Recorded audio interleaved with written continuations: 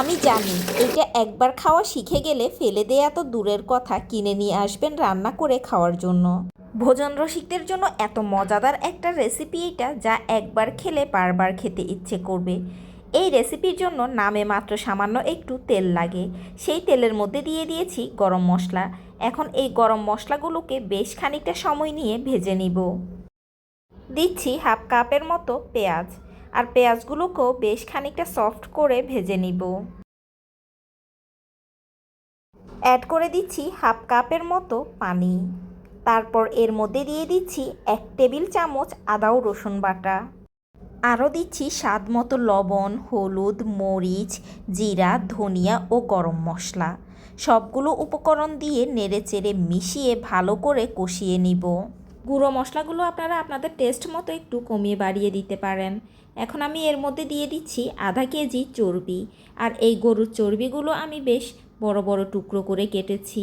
আর এই চর্বিগুলো কিন্তু একেবারে ঠাসা চর্বি, পাতলা চর্বি না। আর এই রেসিপির জন্য অবশ্যই এরকম ঠাসা ঠাসা চর্বিযুক্ত চর্বিগুলোই লাগবে, পাতলা চর্বিগুলো হলে হবে না। এখন এগুলোকে কষিয়ে নিব। আর এই চর্বিগুলোকে অবশ্যই কষিয়ে কষিয়ে রান্না করতে হবে। আমি বেশ সময় এবং ধৈর্য নিয়ে চর্বিগুলোকে ভালো করে কষিয়ে নিচ্ছি। আর মাঝে বেশ কয়েকবার নেড়ে নেড়ে এই চর্বিগুলোকে কষাতে হবে। বেশ সময় এবং ধৈর্য নিয়ে কষানোর এক পর্যায়ে দেখা যাবে যে চর্বিগুলো থেকে বেশ খানিকটা তেল বের হয়ে এসেছে, আর চর্বিগুলো চুপসে এসেছে। এই পর্যায়ে চর্বিগুলোতে পানি অ্যাড করে দিতে হবে। আমি এখানে 1 কাপ পানি অ্যাড করে দিচ্ছি।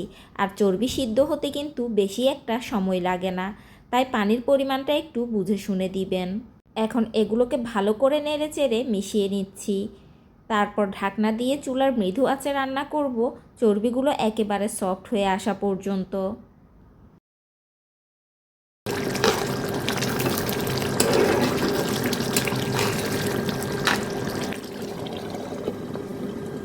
চর্বিগুলো যখন সম্পূর্ণ ভুনা ভুনা হয়ে যাবে আর এর গায়ের পানিগুলো শুকিয়ে তেল উপরে ভেসে উঠবে, এই পর্যায়ে যে কি সুন্দর একটা গ্রান বের হবে, যে পুরো ঘর গ্রানে মৌ মৌ করবে।